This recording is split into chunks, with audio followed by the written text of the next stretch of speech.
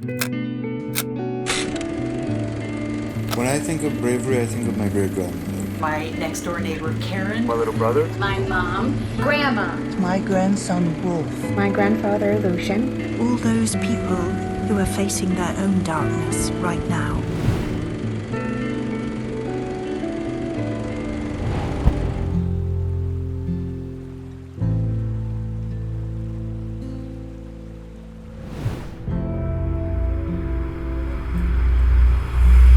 Bravest people I know are the people in my neighborhood. It's mostly all immigrant neighborhood. I just have a lot of respect for them. They're out here delivering our food, our mail, they're tending to the elderly, cleaning our streets while we all get to stay home, or some of us. I think right now for me, those are the bravest people I know. The real bravery of being a nurse, for myself and my colleagues, is not this, or these, or even this. It's sitting with the patient, holding their hand when they don't have anyone to be with them. It's the bravery of knowing that some days we're going to come to work and it may be tough. You know, at the end of the day, you've made somebody possibly smile, and that is the biggest bravery that anyone could ever show.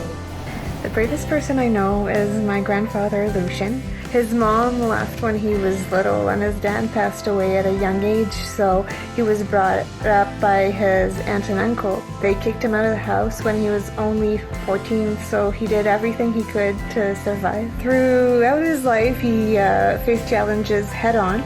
He was never afraid of anything, and he would always stand up for what he thought was right. He lived by his own rules. Today he's 98 and he's battling COVID-19 in a senior home.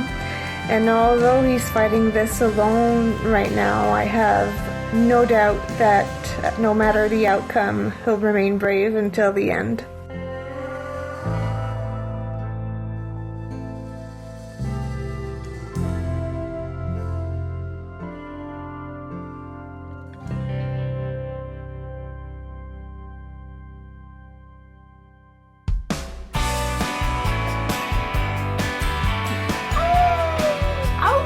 One brave person in my life, and I had to choose one, it would be Grandma. She raised 9 kids.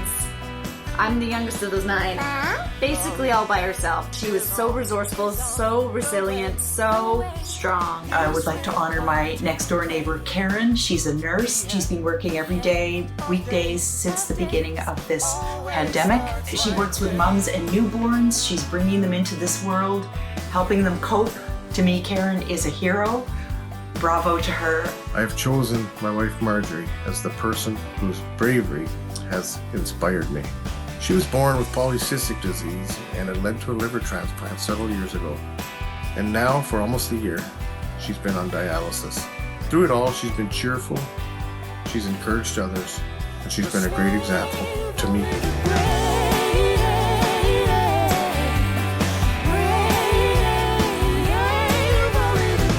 When I think of bravery, I think of my great-grandmother. She lived in India in a time when they still practiced sati, which is burying the widow on her husband's funeral. She thought that wasn't such a good option, so she grabbed her 2 kids, went to the coast. They wouldn't let her on the boat because she wasn't married, so she found someone else in the same predicament and got married, got on the boat, went to Trinidad. It's because of her bravery, her willingness to go boldly into the unknown that has bestowed me with my Trinidadian heritage. I just wanted to thank my parents for coming to Canada over 35 years ago. Their bravery shines through everything that they do. Thank you so much for showing us how to be brave, how to stay strong, and how to care throughout all the struggles of everyday life. No cowards when the hour comes. Only the brave, only the brave, only the brave. I wanted to nominate my mother today. She's been through anything you could possibly imagine in life. She just lost a daughter, my sister, last year, and she continues to smile and give my other sibling and I support and love, trying to stay strong and courageous for us. My aunt is one of the bravest persons I know because she was in a car accident a few years back, and my grandparents and my uncle were also in the car, and my uncle had passed away, so my aunt actually went through that and overcame the loss in her life. I would say she's been very brave through it all, and I would say that she's one of the bravest people I know. For me, the epitome of brave is my mother, Stacy Jones. Faced with a diagnosis of incurable yet treatable blood cancer, she had to face her own mortality. Through the chemo, through the stem cell transplants, she was able to sort of go within. She just found that great power of positive light.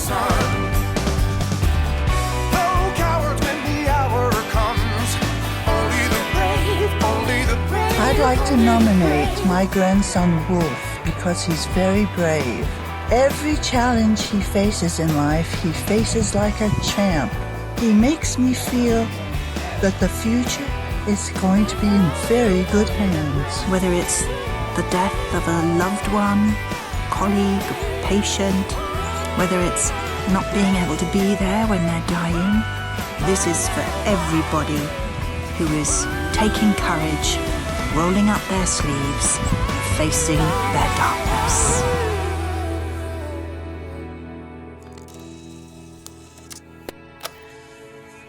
As Oliver and I were making this tribute to the brave for our song Only the Brave, my good friend called me and let me know that a friend of ours, a dear friend of ours, had passed.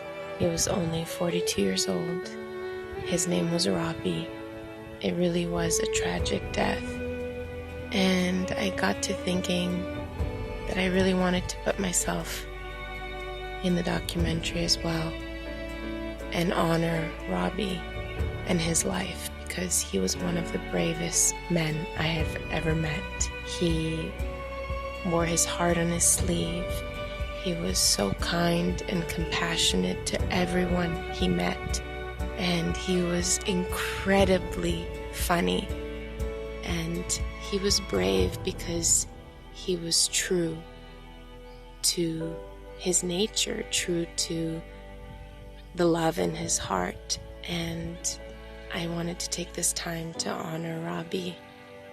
We'll miss you, Robbie. We love you.